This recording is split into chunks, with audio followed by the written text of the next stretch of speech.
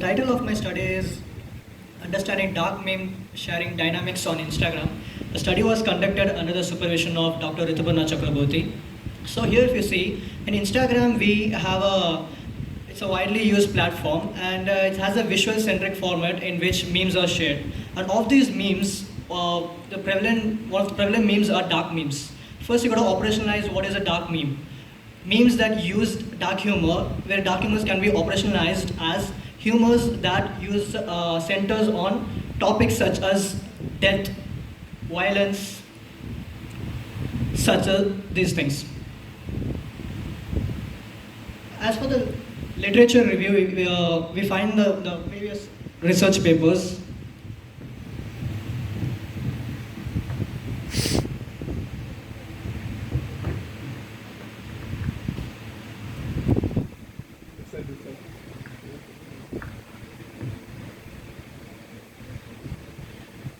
As for the previous research findings, we find that the dark humor, the research finding has only given us dark humor as only as a potential therapeutic effect of it.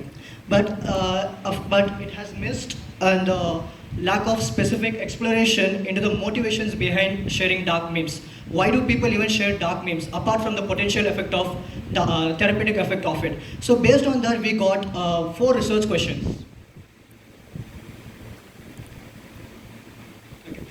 So in short, we address the first question: what is the primary motivation factor of dark meme sharing, and how does when users share dark memes, do they express themselves through dark memes? The third question is: do their personal values align with their influencing them for sharing dark memes? And the fourth question: does social validation play a role in sharing dark memes? So these are the 4 questions in it. And then, as we see, the research on dark meme is underexplored. Textual and content analysis has been done on it, but the interpersonal motivation has not been explored.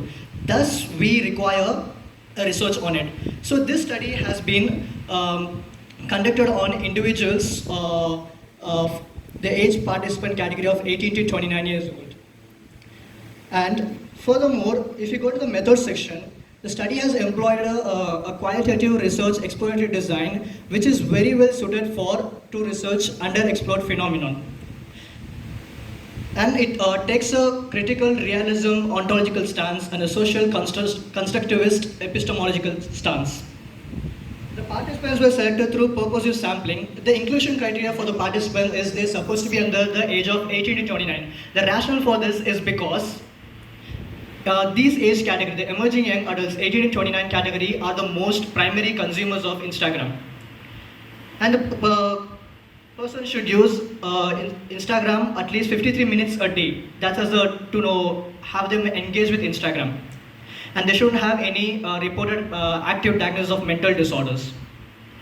Now if you see here, the participant, the data collection process started with sending Google Forms in the researcher's social circle with socio-demographic locations and informed consent, and most importantly, a Monzon Dark Humor Scale 2022. This scale was given in order to screen the participants for whether they are engaged with dark humor or not. And then based on the Google Forms, we have received 13 participants, and we have 24 participants we have received, and interviews were conducted for 13 participants. And theoretical saturation was achieved after 13 participants. And it was taken as a semi-structured interview, and the interview was analyzed using Brown and Clark's reflexive thematic analysis 2006. And then as for the research section, we have identified 5 themes and 15 sub-themes in it. To give the gist of it, the following are: it serves as a coping mechanism, and it serves as a to test ethical norms and push the social norms of it, and to also critique social injustice, and for social validation and bonding and personal enjoyment, much more. Now, if we look at the framework of dark meme sharing, page before it.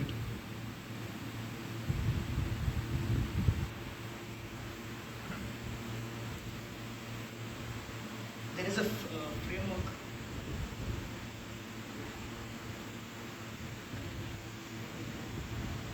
No, you below the discussion.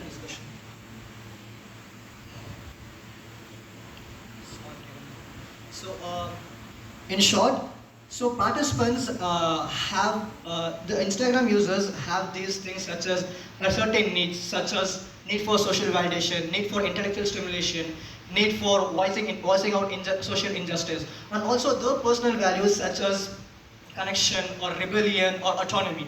So these are the initiating factors, and then when they decide to share the dark memes, then they get stuck in a point of ethical negotiation, because dark memes are sensitive topics, so they weigh the risk and benefits of it, and they go through the cognitive dissonance, should they share the memes or not.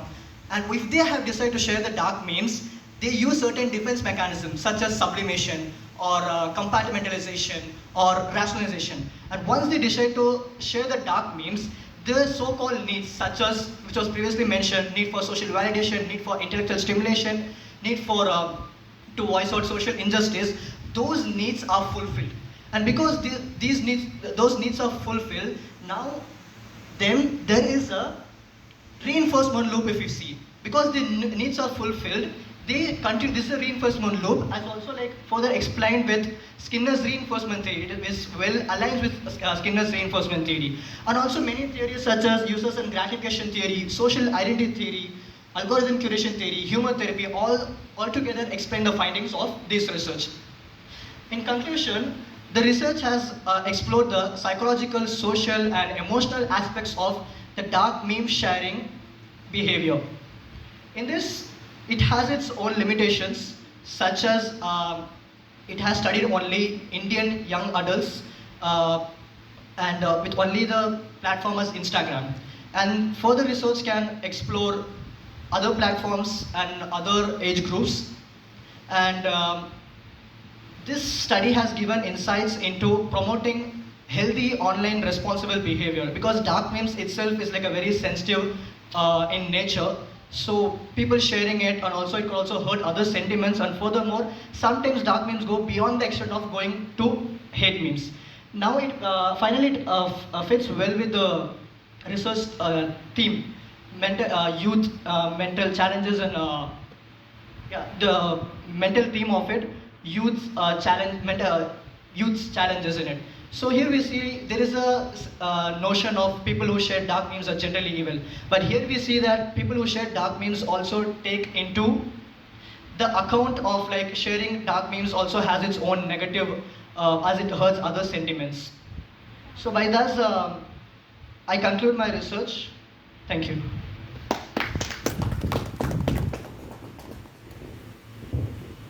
Any questions? Yes. Great presentation. I just had one question. Bro, you had mentioned that you said that 53 minutes of Instagram usage, right? Do you have a rationale for that? Why 53? Exactly. There are so many references I haven't added due to the slides limit and the time constraints. There is a given by Anderson. I'd like to show the references later on. So there is to be an active Instagram user, a person should use Instagram 53 minutes a day. So according to that rationale, I chosen people so they are very well familiar with Instagram. Is the question clarified? Okay, so it is interesting to know that sharing is an active process in your work. And in between you mentioned about the ontological position in your theory is critical Yes. realism, and social constructivism is the epistemological position. Can you explain that? Okay. So talking about the critical realistic ontological stance, which is about the nature of reality. Here in this stance, we see reality as a independent reality despite people's perceptions. It gives a separate independent reality, but also acknowledges a human's experience in shaping the reality. It's like a mix of positivism as well as interpretivism. So that's the ontological stance. As for the epistemological stance, we have social constructivism, which says that knowledge is constructed through human experience. As we all are humans, and like we shape our experience, and that's how we derive knowledge from. So these are the concepts in it. Thank you.